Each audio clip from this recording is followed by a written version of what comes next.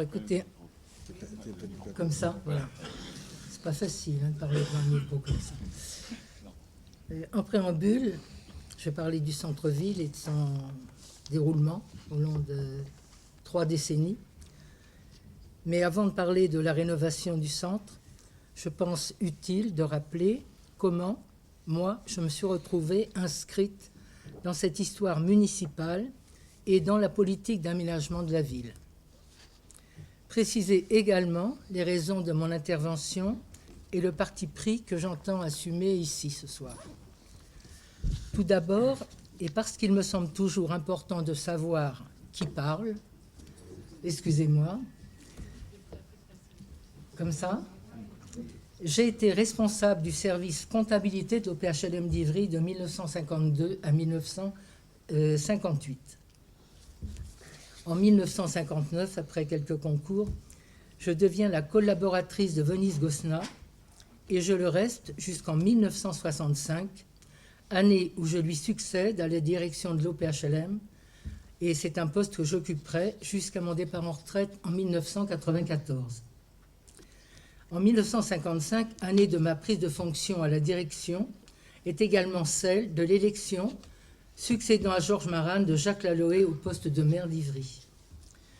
De 1965, il n'y aura pas trop de dates après, de 1965 à 1971, dans la nouvelle équipe municipale, je suis également adjointe au maire, chargée du logement et de l'urbanisme, mandat auquel je renonce à me représenter en 1971 pour me consacrer exclusivement à l'OPHLM. Si je rappelle ça, c'est parce que cette concomitance a eu, je pense, une importance majeure, bien sûr en ce qu'elle a nourri un fort dynamisme, mais aussi dans le sens où elle a scellé des liens de respect et de confiance entre Jacques Laloé et moi, et qui, tout au long des années, n'ont jamais été, malgré les aléas, pris en défaut, et qui ont eu leur importance au cours des années suivantes. Au final, chacun sait ici la part qui revient à l'OPHLM dans l'aménagement de la ville, dans la construction des logements sociaux. On sait également la place que tient l'organisme dans la construction d'une identité urbaine et même, je serais tentée de dire, dans la mémoire collective. Cela étant dit, quelles sont les raisons de mon intervention ? Tout d'abord, réticente à l'idée de participer à une énième manifestation sur le logement social ivrien ou l'architecture, à une heure où le paradoxe va grandissant entre la situation d'un patrimoine mal en point, pas toujours assumé et défendu, en tout cas éternellement sujet à polémique, et les interventions formelles visant à enlouer la qualité et l'originalité, j'ai finalement été convaincue de le faire par Jean-Pierre Merlot notamment et Serge Ornodi. Je tiens à le faire non pour être présente à un quelconque hommage, mais pour apporter ma pierre à la recherche d'une voie pour l'avenir du centre-ville, qui prenne en compte la préservation du patrimoine existant et qui s'inscrive dans l'horizon d'exigence et de qualité urbaine, architecturale et environnementale qu'il a porté et, je l'espère, portera encore. Jean-Pierre Merlot a appelé le contexte dans lequel s'est déroulée la rénovation du centre-ville. Un contexte caractérisé par une multiplication de textes réglementaires qui ont imposé à tous les acteurs à la fois des contraintes nouvelles, des procédures nouvelles et des normes nouvelles, souvent en contradiction profonde avec les choix politiques des municipalités en général et des municipalités communistes en particulier. Donc, l'opération du centre-ville s'est étalée sur plus de 25 ans dans ce contexte mouvementé où combat politique, engagement des élus et rapports de force ont une importance capitale. Le centre-ville demeure aujourd'hui le témoin de cette histoire et des choix tant politiques qu'architecturaux et urbains de cette période. Mais il est malade pour moult raisons dont on parlera peut-être tout à l'heure. Et plus tristement encore, il semble qu'il souffre de ne plus être pleinement assumé en tant que cœur urbain structurant par ceux qui, en premier lieu, devraient se l'approprier, aussi bien pour l'héritage qu'il incarne que pour l'outil d'avenir qu'il pourrait représenter. Un rappel, la situation du centre-ville avant la rénovation. Je suis obligée d'en parler. Bien évidemment, il existait un centre-ville préalablement à la rénovation, une réalité vivante, urbaine, mais qui était caractérisée, comme dans beaucoup d'autres villes d'ailleurs de la ceinture parisienne, par sa vétusté, l'habitat, les infrastructures, l'exiguïté des espaces, les commerces qui manquaient de réserve, qui manquaient d'espace, l'insalubrité, des logements sans confort, sans eau courante pour un certain nombre, sans gaz à l'intérieur, très vétustes, et par son asphyxie, notamment en termes de circulation automobile, ce que Jean-Pierre a expliqué tout à l'heure. Les enquêtes de l'époque rendent compte d'une fuite de la population vers des espaces plus modernes, notamment Paris. Inscrite dans une démarche urbaine volontaire depuis 1925, construction de plusieurs milliers de logements sociaux notamment bien sûr, équipements, écoles, etc., la ville décide de reprendre en main son centre-ville dans le contexte que je viens de préciser. Mais pour conduire un quelconque projet, il fallait avant tout maîtriser la question foncière. Exproprier, démolir, construire, c'est au terme d'un processus de concertation et de réflexion que la rénovation s'engage. Je vais y revenir après. Cela dit, exprimant la pensée communale, et ça c'est important, Georges Maran, alors maire honoraire, résume la conscience des enjeux en 1966 en disant, et en écrivant, « Il faut démolir pour reconstruire, il faut rénover pour loger, pour équiper ». On peut dire également qu'à partir de 1965, la communication devient un élément primordial pour accompagner les opérations et les faire accepter par la population. Le journal local, Le Travailleur à l'époque, le bulletin municipal qui deviendra Ivry ma ville, la participation active des militants communistes convaincus de la justesse de la démarche participent de cette dynamique. Il y a de nombreuses réunions publiques, souvent à thème. Un travail de fourmi au plus près des gens est engagé afin de mobiliser autant que faire se peut la population en vue d'en faire un appui au projet communal. Encore un petit coup.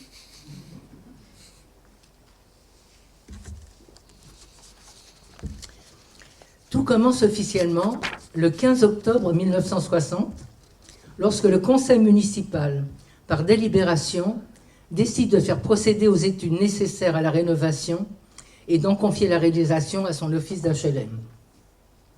Le Beru, je ne m'étends pas, Jean-Pierre en a parlé, est donc chargé de l'inventaire immobilier, économique et social sur la ville, sur l'ensemble de la ville. Les enquêteurs du Beru installent d'ailleurs leur bureau au siège de l'office, situé alors rue Saint-Just, et l'évolution des enquêtes sera suivie par Venise Gosselin et moi-même. Plus tard, d'ailleurs, je le signale au passage, certains cadres du Beru rejoindront la Société d'économie mixte, enrichis de leur expérience du terrain.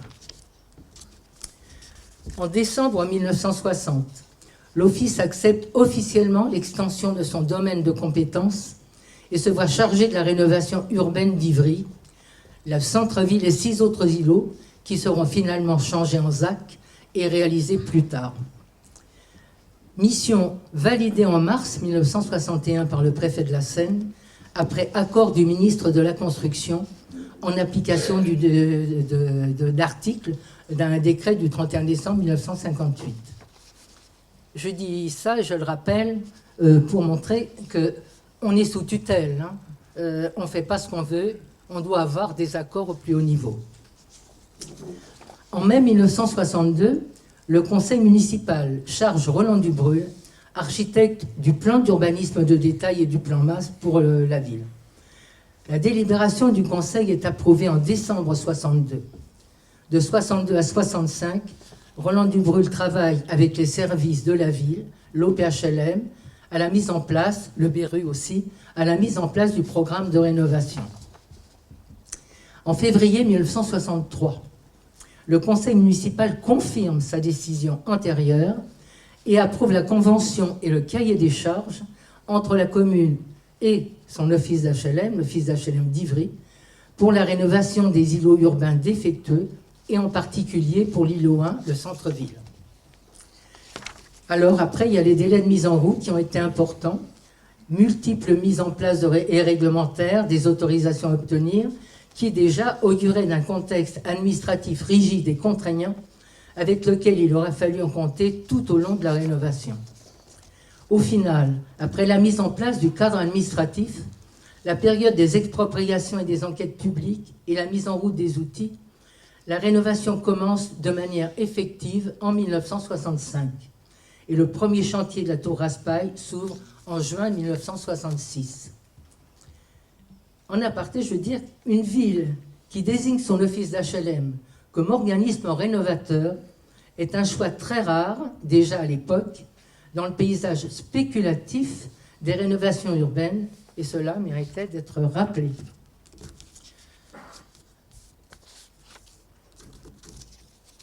À noter, il est très important de comprendre que le choix politique de la ville de garder, via son office d'HLM, la maîtrise complète de l'opération répond non seulement à sa volonté de refuser toute spéculation foncière et immobilière sur le territoire imparti, mais induira également l'absence de financement autre que ceux obtenus par la ville et l'office HLM pour libérer les terrains et construire. Aucune banque et aucun promoteur privé n'ont été partie prenante de cette opération à quelque niveau que ce soit. Cela ne fut pas sans poser de problème, bien sûr, et c'est en partie pour répondre à ces difficultés et gagner en souplesse d'intervention et en efficacité que je suis chargé en 1968, je suis élu, de mettre en place une société d'économie mixte qui deviendra la CEMI, car ces structures permettaient, entre autres, d'accéder à d'autres sources de financement et une plus grande souplesse pour recruter les cadres nécessaires à l'opération. Pour autant, la ville prendra soin de conserver la maîtrise de cet organisme en gardant la majorité de son capital à hauteur de 55%, le reste étant détenu par l'office d'HLM, des commerçants et des industriels d'Ivry. Les deux établissements, l'office d'HLM, organisme rénovateur, et la société d'économie mixte d'Ivry, dirigée par Marc Mann, restent présidés par Jacques Laloé, maire d'Ivry.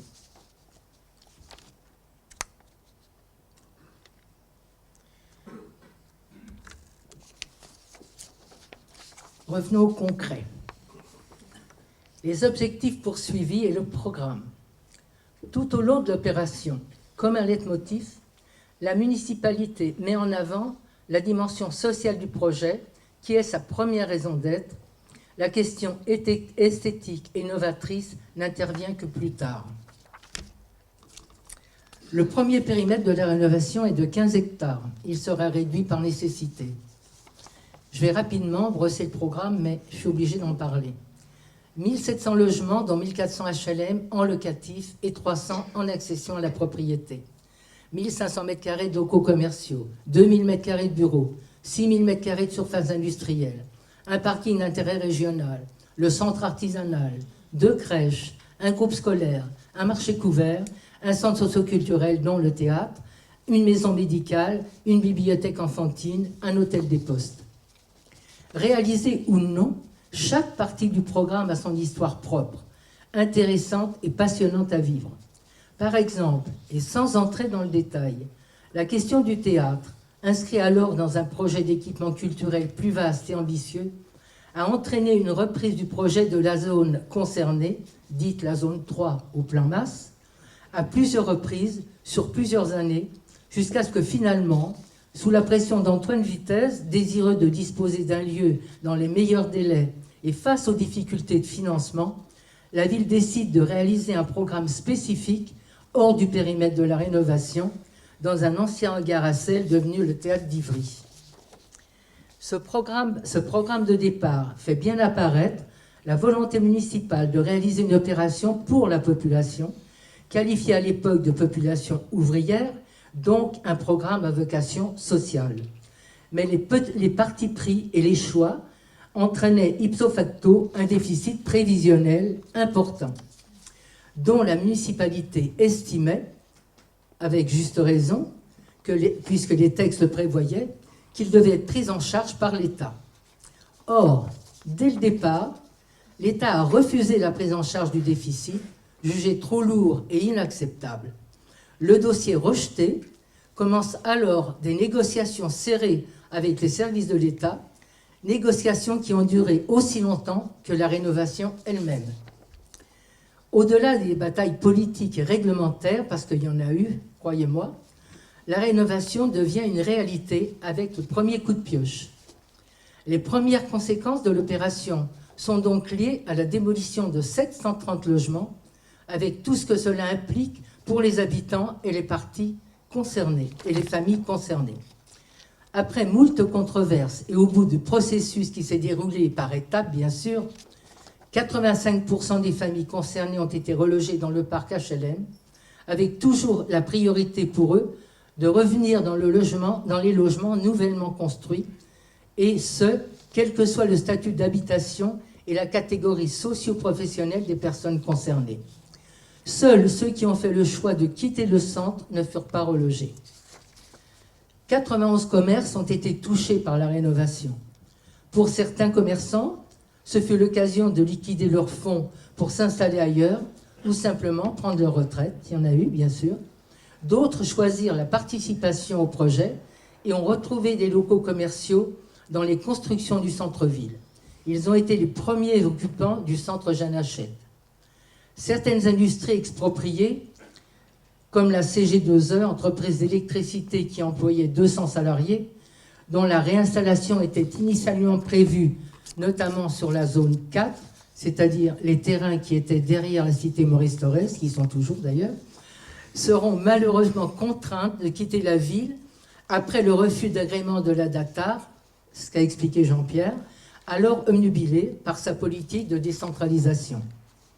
Concrètement, à partir de ce moment, il a fallu vraiment la convergence d'énergie, de volonté et de courage politique pour surmonter les obstacles, ce qui, de manière très simple, s'est traduit par un travail d'équipe constant, resserré, entre les architectes, le bureau d'études ou les bureaux d'études, l'économiste et la maîtrise d'ouvrage, c'est-à-dire l'office d'HLM et la société d'économie mixte, et si besoin, les entreprises. En 1966, la tour Raspail est en chantier. Concret.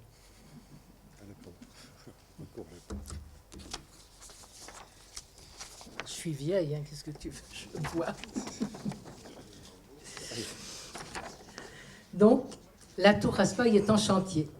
C'est-à-dire que les processus que je viens d'indiquer démarrent de façon concrète. La tour Raspail est le premier contact visuel avec un bâtiment en béton brut. Précédemment, la présentation des logements semi-duplex, réalisée par René Yaoustek, avait reçu un accueil plutôt favorable à la ville, oui, et très favorable à l'office d'HLM. Pourtant, ce bâtiment fut le premier déclencheur des divergences entre élus d'abord, entre élus et maîtres d'ouvrage ensuite, et plus largement, parmi la population. Le béton posait problème.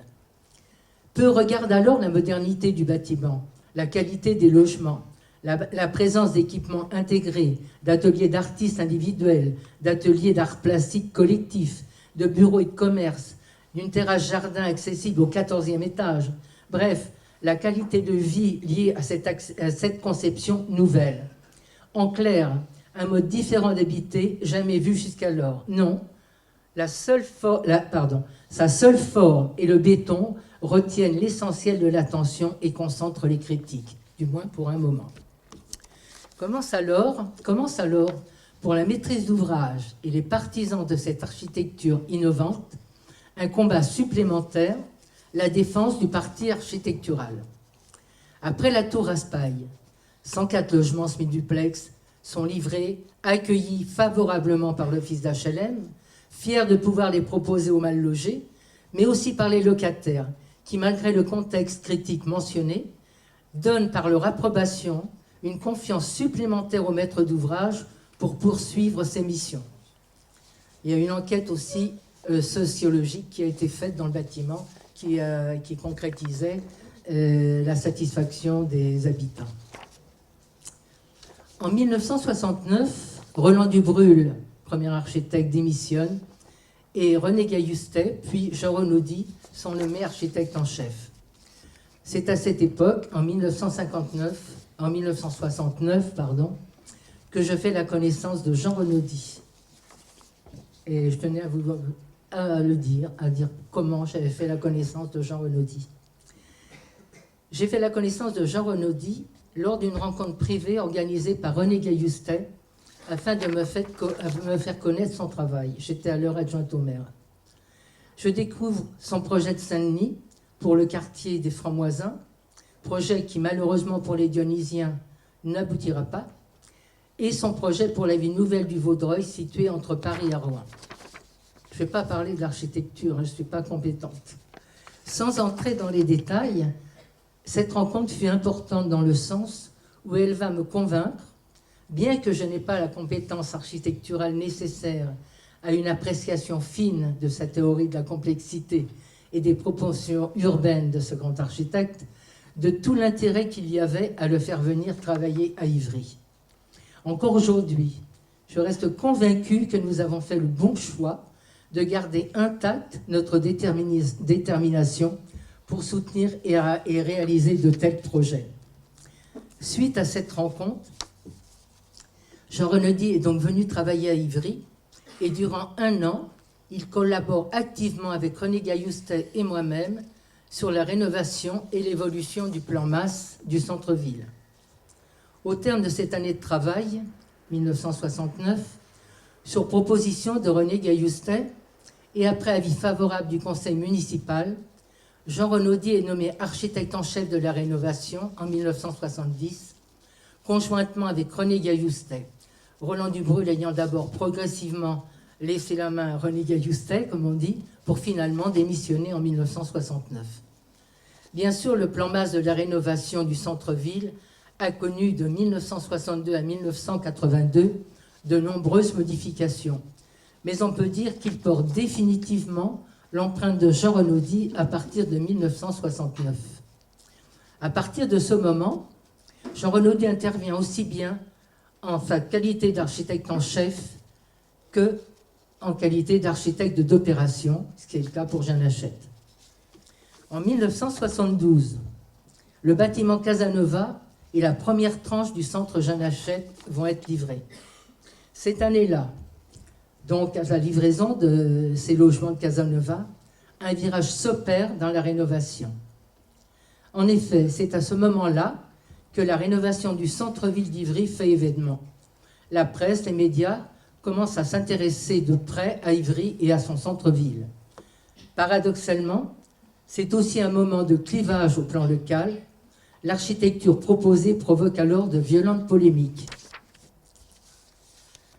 La découverte de l'ILN Casanova par la municipalité, avec ses diagonales, ses terrasses, ses surfaces généreuses, ses angles aigus, ses circulations compliquées, ses surfaces vitrées, ses distributions intérieures, etc., provoque la surprise, l'étonnement, jusqu'au rejet pour certains.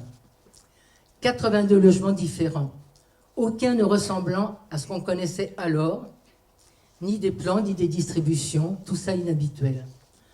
Les nouveaux bâtiments font débat et provoquent aussi un clivage. Ils plaisent passionnément aux uns et déplaisent tout aussi passionnément aux autres. Dans cette situation parfois un peu confuse, on aurait pu craindre de voir l'emporter la recherche du consensus et la volonté de normaliser les projets, ce qui se fait largement aujourd'hui. Mais l'époque, la détermination des acteurs et le courage politique du maire ont permis de poursuivre les projets avec les mêmes architectes, même s'il fallut souvent s'adapter et revoir nombre d'aspects du programme initial. Pour ne pas alourdir mon propos, bien peut-être un peu long quand même, hein, je vous propose, si vous le souhaitez, de revenir plus tard sur ces questions. Ce que l'on peut dire, en revanche, c'est que certains élus, certains militants politiques ont nourri dès le début des doutes sur l'adéquation entre les bâtiments proposés et les populations auxquelles ils étaient censés s'adresser. L'idée lourde de sens et qui prévaut toujours chez certains, que ce genre de logement n'était pas fait pour les ouvriers, entre guillemets, comme on disait, et les personnes à revenus modestes. Je ne peux pas ne pas en parler parce qu'on en a parlé à Ivry. Cette vision des choses, ajoutée au choc des formes, a été à la base d'une inquiétude, puis d'une critique de certains élus ou de certains cadres municipaux aussi, sur le bien fondé de cette vaste entreprise. Reste encore une fois qu'une étude sociologique ministérielle a montré que les locataires de l'ILM Casanova ont pour la plupart accueilli ces logements avec enthousiasme, l'existence des terrasses étant unanimement plébiscitée. Je pense qu'un certain nombre d'entre eux, d'ailleurs, s'exprimeront lors des débats qui vont avoir lieu au cours de cette quatorzaine. Dans ce contexte, fort de la conviction et de la détermination de ces acteurs, du soutien malgré tout d'une part de la population, en dépit des débats, avec le soutien ferme et serein de Jacques Laloé et d'une partie de l'équipe municipale, la rénovation déjà largement engagée s'est donc poursuivie et a permis la construction de bâtiments remarquables, tous s'inscrivant dans cette dynamique, cette exigence et cette vision urbaine et architecturale, depuis ceux de René Gailloustet, le Liega, l'immeuble Barra, Spinoza, jusqu'à celui d'Ivona Bukowska, même en dehors de la rénovation, au Petit Ivry, en passant par ceux de Francis Gossel, place Danton. Les exemples cités, certains étant hors du périmètre de la rénovation du centre-ville, me permettent au passage d'insister sur le fait que ces premiers projets de Gailloustet et Renaudie, le centre Jeanne Hachette, la tour Casanova, ont donné pour un temps le là d'une exigence architecturale au plan municipal, exigence et orientation ayant contribué à forger tout à la fois une culture urbaine particulière, qu'on vient encore étudier aujourd'hui des quatre coins du monde, et aussi une identité architecturale. Ce n'est qu'à partir de 1986, après la construction des longs sillons au Petit Ivry, immeuble d'Ivona Bukowska, architecte, que cette page fut tournée. La ville décide alors de passer à autre chose, même si cela ne fut jamais officiellement proclamé. Que retenir de cette aventure, des conditions de sa réalisation et des processus l'ayant rendu possible? Cela a été, à n'en pas douter, le résultat d'une convergence d'éléments structurels, aussi bien que circonstanciels, aussi bien au plan national que local, au plan politique bien sûr, au plan humain également, la détermination des acteurs ayant joué un rôle majeur, le tout s'articulant en un processus souvent instable, où la détermination des uns, le soutien des autres et les rapports de force politiques, une municipalité solide, ancrée dans ses convictions et portée par sa population notamment, ont permis de répondre aux aléas et aux nombreuses difficultés sans jamais renoncer, convaincus que nous étions d'œuvrer socialement tout à la fois pour le bien commun et la population ivrienne et de participer à une entreprise remarquable. Je ne veux pas insister sur le contexte historique que Jean-Pierre a bien rappelé, que ce soit au plan national, avec son cortège réglementaire, ou au plan local.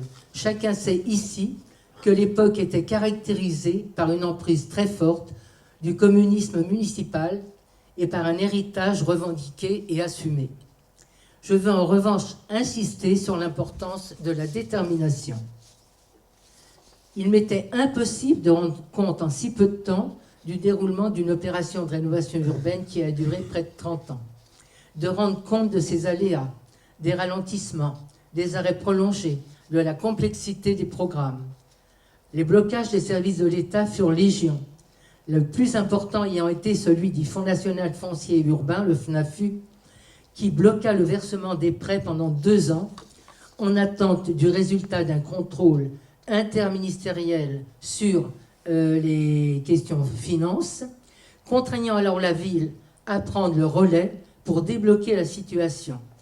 Globalement, il fallait batailler à tous les niveaux possibles. Par exemple, le permis de construire de Jeanne Hachette, fut par exemple obtenue après plus de 18 mois d'attente et de procédure, grâce à une intervention du député Georges Gosselin auprès du ministre Chalandon. Là encore, la personnalité du député, autant que la force politique qu'il incarnait, ayant joué un rôle en faveur d'un déblocage de la situation. Et que dire des multiples reprises du plan Masse, des reprises des zones de la rénovation, déjà étudiées, parfois plusieurs fois, reprises encore, parce qu'il fallait les adapter à des aléas financiers ou des contraintes nouvelles. De même, il fallut abandonner certaines parties du programme, soit à cause d'un changement d'orientation, soit par absence de financement, notamment en ce qui concerne les équipements que nous souhaitions intégrer à toutes les opérations de construction de logements. Ce fut notamment le cas du parking d'intérêt régional, qui était prévu initialement dans l'opération du centre Jeanne Hachette-Marat, parking qui ne vit pas le jour du fait du désistement pur et simple de la région. Je pourrais multiplier les exemples, et j'en oublierai forcément.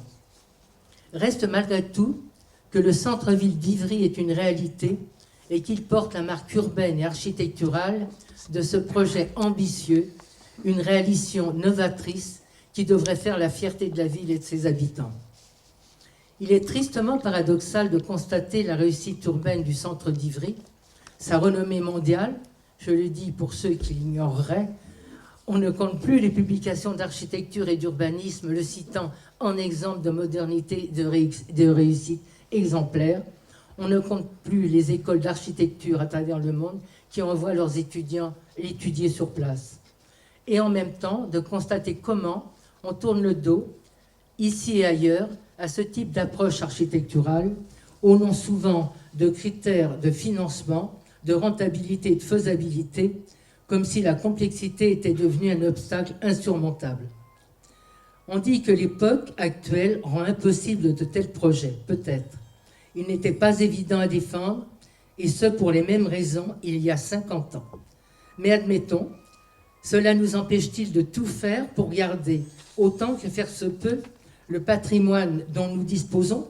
Cela empêche-t-il de revendiquer cet héritage, non pour poursuivre à l'identique, bien sûr, mais pour défendre une histoire, un niveau d'exigence, une vision urbaine? Cela empêche-t-il de tout faire pour garder la maîtrise des opérations projetées? À tout le moins, de rester déterminé, organisé, exigeant, vigilant et responsable vis-à-vis des partenaires avec lesquels on choisit de travailler. Si l'expérience peut encore servir et être partagée dans ce domaine, je terminerai par quelques mots sur le métier de maître d'ouvrage.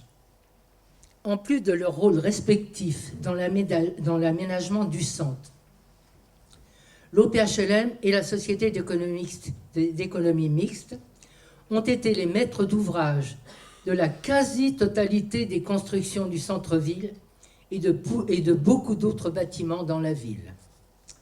Comment avons-nous pu, à cette époque, construire ces logements? Les contraintes étaient nombreuses, pas moins nombreuses qu'aujourd'hui. Normes constructives, surface de référence, prix plafond, financement. Il y avait un dépassement autorisé de 10% rénovation urbaine, mais il n'était pas financé. Les terrasses non financées, des surfaces supplémentaires non financées, des entreprises inquiètes, prudentes, parfois et souvent même réticentes. Jean Renaudy a conçu, avec un rare talent, des bâtiments auxquels nous avons cru, auxquels je crois encore.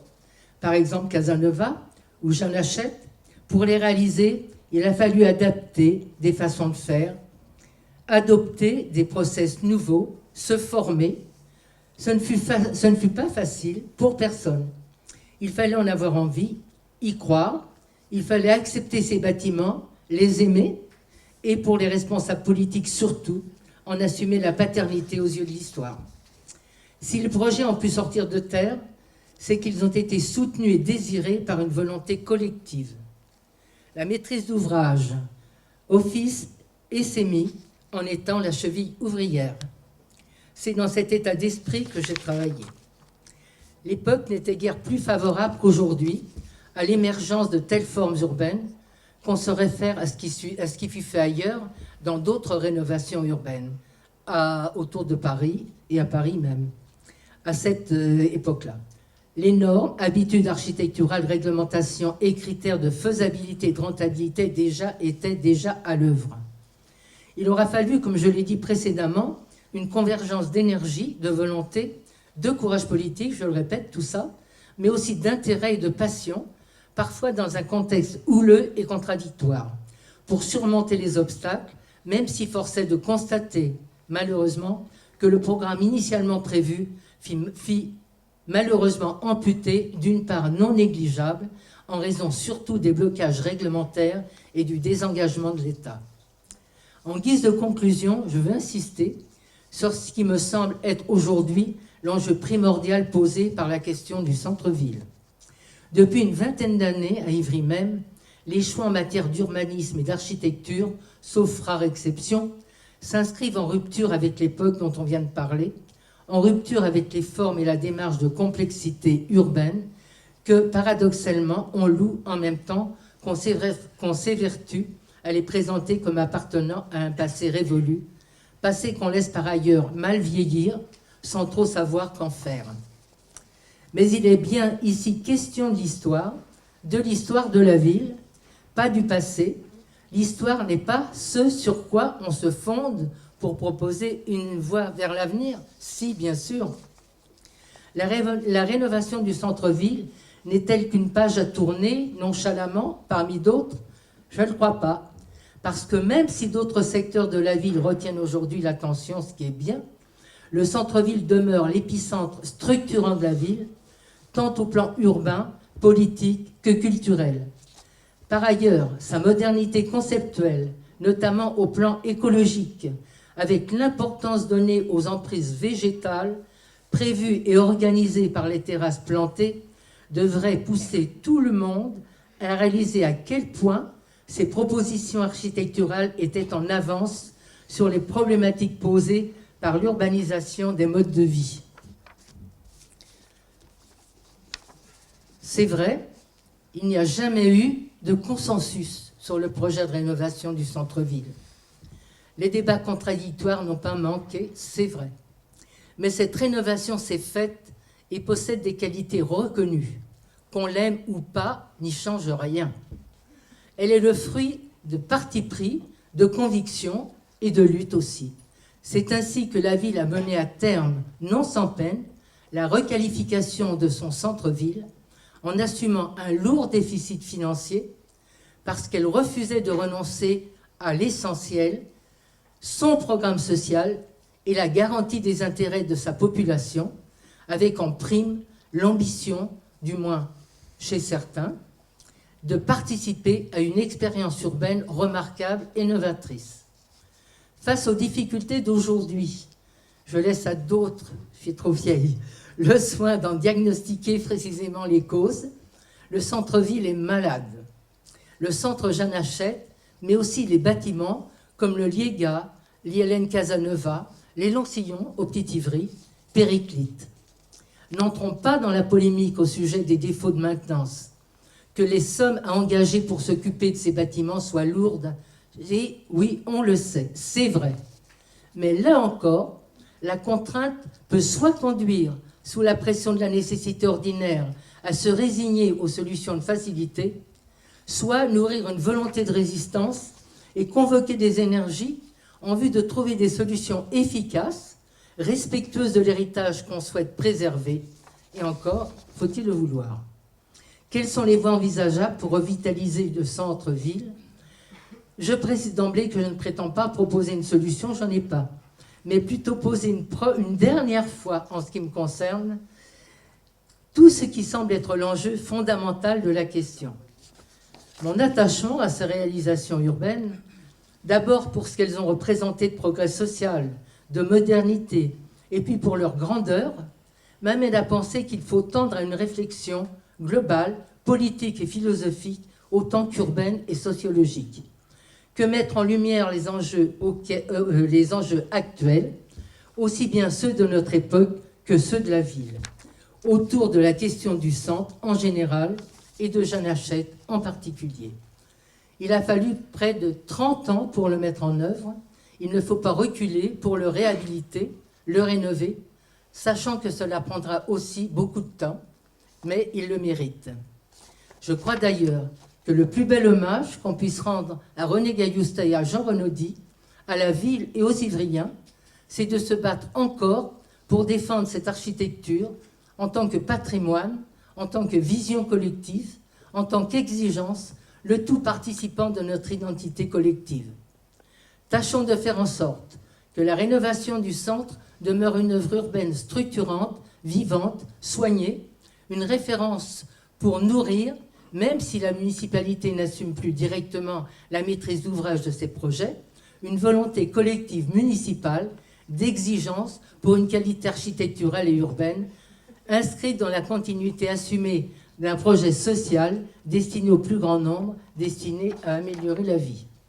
Oui, je crois à la nécessité de donner un sens aussi bien culturel, social que politique à cet héritage. En assurer la pérennité, c'est aussi participer de la construction de l'avenir et de l'équilibre urbain de la ville. Et c'est un devoir que l'on doit aux générations à venir. Au final, je formule le vœu que cette conférence renforce la détermination de la municipalité à prendre à bras-le-corps la question de la revitalisation du centre-ville et plus particulièrement du centre Jeanne Hachette. Merci.